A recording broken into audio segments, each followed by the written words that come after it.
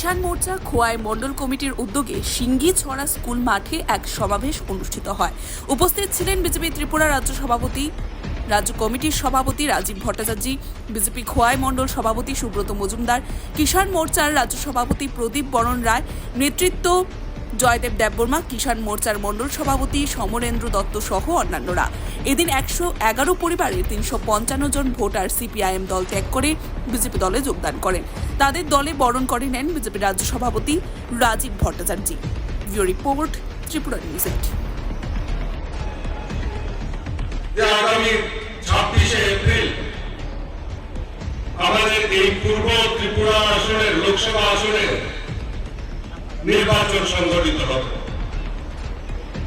আর এই নির্বাচনে ভারতীয় জনতা পার্টির প্রার্থী হিসাবে আমরা ত্রিপুরা রাজ্যের রাজ পরিবারের কন্যা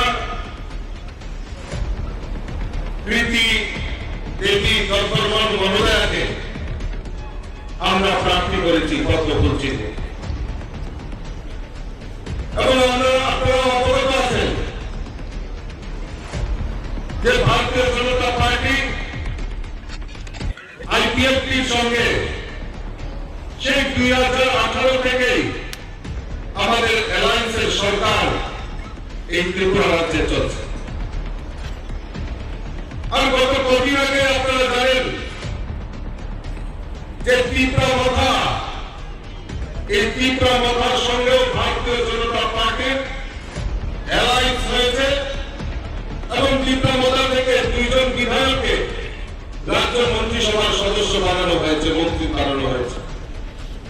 অর্থাৎ এই ত্রিপুরা রাজ্যের জনজাতি উন্নয়নের জন্য যারা কাজ করবেন, যে আইপিএফটি হোক আর ত্রিপুরা মথাই হোক, আজকে ভারতীয় জনতা পার্টিতে সামিল হয়ে রাজ্যের মুখ্যমন্ত্রী আমাদের প্রফেসর ডক্টর মানিক সাহাজি যে স্বপ্ন যে এক ত্রিপুরা শ্রেষ্ঠ ত্রিপুরা, এই এক ত্রিপুরা শ্রেষ্ঠ ত্রিপুরা গড়ার লক্ষ্যে সমস্ত রাজনৈতিক দল এক জায়গায় হয়ে বিজেপি, আইপিএফটি, মথা একসঙ্গে আমরা লড়াই করছি, আমরা অ্যালায়েন্স করেছি এবং মানুষের সার্বিক বিকাশের জন্য আমাদের এই সরকার আমরা কাজ করব, সেই সংকল্প নিয়ে আমরা কাজ করছি।